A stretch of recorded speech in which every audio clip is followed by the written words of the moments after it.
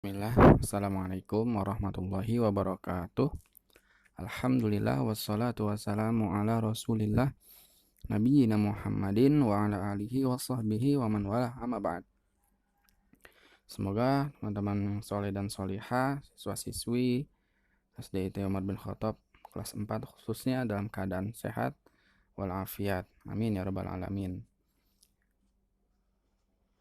Bahwasannya untuk di kelas 4 ini mari kita informasikan mata pelajaran PAI kita, pendidikan agama kita, pendidikan agama Islam itu di kelas 4 ada yang namanya satu pelajaran akidah, yang kedua pelajaran fikih ibadah, yang ketiga Al-Quran dan hadis, serta yang keempat sirah ya.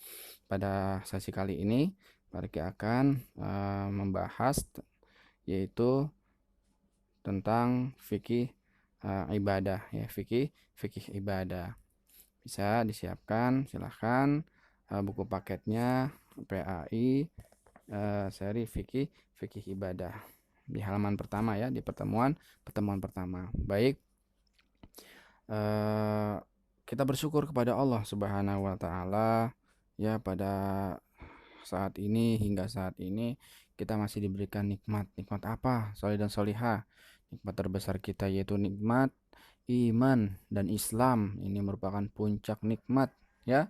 Maka kita bersyukur kepada Allah Subhanahu wa taala yang menganugerahi kita keimanan dan keislaman. Nah, dalam rangka untuk rasa syukur kita diberikan nikmat oleh Allah ini, tentunya kita harus mempelajari agama kita ya, mempelajari agama kita itu Islam.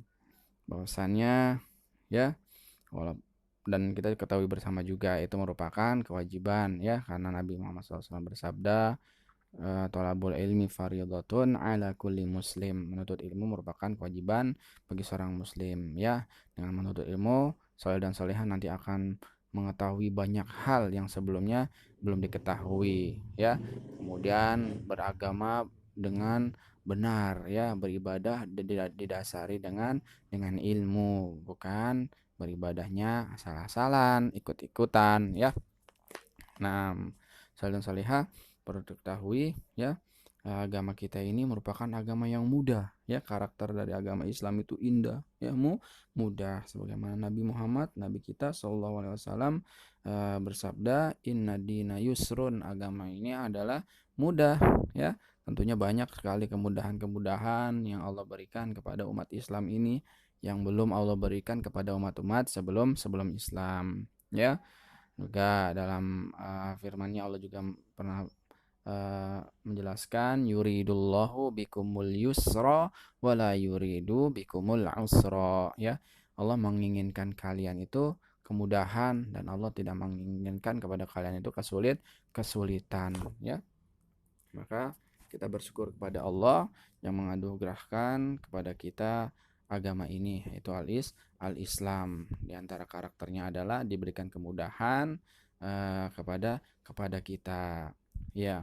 Kemudian juga kita ketahui bersama, misalkan contoh di antara kemudahan Islam itu ketika seseorang sakit, kemudian sakitnya di bulan Ramadan yang seharusnya kita diwajibkan puasa, maka Allah mudahkan untuk tidak berpuasa, tapi nanti tentunya diganti ya. Bagaimana soleh dan solihah Ramadan kemarin, ada yang sakit tidak? Kalau ada yang sakit maka silahkan boleh membayar hutang puasanya selama kita masih diberikan kesehatan oleh Allah. Ya, Allah mengatakan, faman kana minkum maridon aw ala safarin fa iddatun min ayyamin ukhra. Ya, barang siapa di antara kalian sakit atau safar, maka gantilah di hari yang lain. Ini merupakan bentuk kemudahan agama Islam, agama kita semua. Nah, juga Nabi Shallallahu Alaihi Wasallam mengatakan, salli qa'iman fa illam tastati fa qa'idan fa illam tastati fa ala janbin. Rawahul Bukhari. Salatlah kalian dengan duduk, dengan berdiri. Kalau nggak mampu boleh duduk. Kalau nggak mampu juga, kata Nabi SAW, boleh sholat dengan cara berbaring. Lagi-lagi agama kita selalu memberikan kemudahan-kemudahan bagi pemeluknya, bagi penganutnya ya. Nah, pada pembahasan fikih ibadah kali ini pertemuan pertama. Di sini babnya tentang sholat jamak. Nah, tentang sholat jamak. Menjamak sholat merupakan salah satu bentuk kemudahan yang Allah berikan kepada kita sebagai umat Islam, ya. Jadi teman-teman sholat dan sholehat tentu sudah tahu ya tata cara sholat, dari berwudunya dan tata caranya sampai dari awal sampai salamnya. Alhamdulillah kita sudah mengetahui. Tapi dalam bab sholat juga ada yang namanya tentang al-jam'u, menjamak sholat, ya. Menjamak sholat, ya. Apa sih itu menjamak sholat? Ya, boleh dibuka silahkan pada buku PAI Fikih Ibadah itu di halaman 2, ya. Jamak artinya mengumpulkan atau menggabung, ya, menggabung dua sholat, ya. Jadi jamak itu menggabung dua dua sholat. Sholat apa? Sholat fardu, sholat wajib dalam satu waktu. Dan jamak itu tidak boleh kita menggabung 3 sholat, 4 sholat, atau 5 sholat semuanya digabung. Tidak. Tentunya kita ibadah juga selain harus ikhlas, dan yang kedua harus mengikuti sunnah atau contoh dari Nabi kita Muhammad SAW. Nabi mengajarkan atau mencontohkan menjamak sholat itu hanya pada 2 sholat wajib saja, ya. Hanya pada 2 sholat wajib saja dalam satu waktu. Jadi tidak bisa kalau misalkan kita menjamak sholat semuanya atau 3 sholat, ya. Tidak bisa, ya. Misalkan sholat zuhur dijamak dengan sholat asar. Nah, ini yang dicontohkan, bukan sholat asar dengan sholat maghrib misalnya, atau sholat isya dengan sholat subuh. Maka ini tidak boleh juga, tidak pernah dicontohkan oleh Nabi kita Shallallahu Alaihi Wasallam, ya. Walaupun pada dasarnya sholat wajib itu kan harus dikerjakan sendiri-sendiri, maksudnya di waktunya masing-masing, ya, bukan digabung, ya. Dan dianjurkan dan sangat ditekankan bagi laki-laki berjamaah di masjid tentunya, ya. Nah, tetapi syarat kita lagi-lagi memberikan keringanan, yaitu yang dinamakan dengan menjamak, ya, atau al-jam'u, menjamak sholat.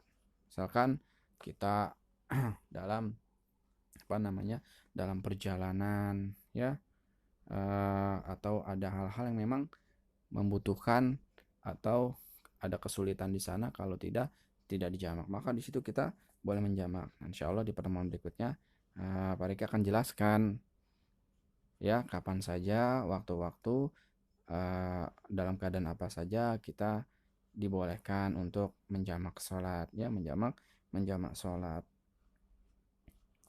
Nah, di situ juga ada riwayat, yaitu yang menjelaskan tentang salah seorang sahabat Rasulullah SAW yang bernama Mu'az bin Jabal radhiyallahu anhu pernah mengisahkan pada peristiwa perang Tabuk.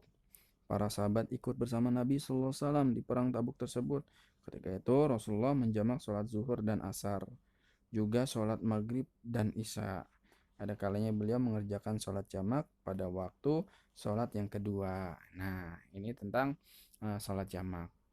Ada juga istilah yang kita kenal dengan jamak takdim atau jamak takhir, ya.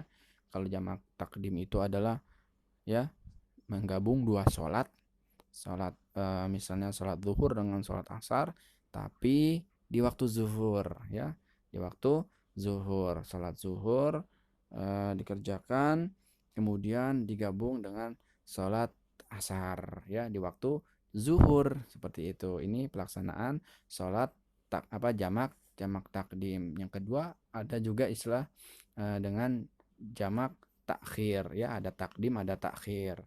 Keduanya boleh berdasarkan riwayat tadi. Nabi ada kalanya di waktu sholat yang pertama, tapi ada kalanya juga di waktu sholat yang kedua. Jamak takhir itu misalnya sholat maghrib digabung dengan sholat isya, ya, tapi dilaksanakannya di waktu isya, ya. Misalnya dalam perjalanan, ya, pulang dari suatu tempat habis asar jam 5-an gitu misalnya, qadarullah wa masyafa'al, di jalan terkena macet, ya, terkena macet, maka boleh Ketika sampai rumah ternyata sudah waktu isya, berarti kan kita terlewat sholat maghrib. Maka sholatnya tetap wajib dilaksanakan, tidak gugur sholat kita walaupun kita sudah terlewat. Maka kita laksanakan sholat maghrib dulu, kemudian kita laksanakan sholat isya di waktu isya, ya. Walaupun sudah masuk waktu isya, kita tetap melaksanakan sholat maghrib, kemudian sholat isya. Ini dinamakan dengan jamak takhir, ya. Dia mengerti ya, soleh dan soleha antara apa namanya, menjamak sholat, yaitu dengan cara di waktu awal, waktu yang pertama atau takdim. Yang kedua, menjamak sholat di waktu yang kedua, di waktu kedua atau jamak takhir. Ini pelajaran yang bisa kita ambil dari pertemuan pertama ini tentang pengertian sholat jamak, ya. Alhamdulillah kita bertambah lagi pengetahuannya, insya Allah, ya. Dan mudah-mudahan suatu saat bisa dipraktekkan, ya, bisa dipraktekkan sehingga ilmu yang kita peroleh itu akan tetap apa namanya, ingat ketika ilmu tersebut dipraktekkan, dilaksanakan, ya. Tentang definisi sholat, ya, sholat jamak, ya, itu seperti apa tadi sudah dijelaskan. Kemudian jenisnya ada jamak takdim, ada jamak takhir, dan pelaksanaannya juga sudah Pak Riki jelaskan, ya. Mudah-mudahan dapat dimengerti, ya, dapat difahami, yaitu yang bisa dilaksanakan sholat jamak itu sholat duhur dan asar digabung, kemudian sholat maghrib dan isya digabung. Adapun sholat subuh tidak bisa digabung dengan sholat isya kah, atau sholat subuh dengan sholat zuhur, maka tidak bisa digabung, ya. Ini perbuatan yang tidak pernah dicontohkan oleh Nabi SAW. Bagaimana kalau melaksanakannya? Ya tentu ada ancaman dari Nabi SAW, man amila amalan alaisa alaihi amruna fahuwa raddun. Barang siapa yang berbuat amal ibadah yang enggak pernah dicontohkan Nabi SAW, maka tertolak, ya. Maka tertolak. Demikian solih dan soleha, semoga bermanfaat, ya. Jika belum difahami, jika ada yang masih belum paham, boleh silakan diulang-ulang dalam membacanya, atau bisa bertanya ke Umi Abinya, atau langsung bertanya ke Pak Riki, ya, melalui pesan WA. Insya Allah nanti Pak Riki akan jawab jika Pak Riki mengetahui jawabannya, ya. Barakallahu fikum. Sallallahu ala nabiyyina Muhammadin wa ala alihi washabihi wasallam. Wa akhiru da'wana alhamdulillahi rabbil alamin. Assalamualaikum warahmatullahi wabarakatuh.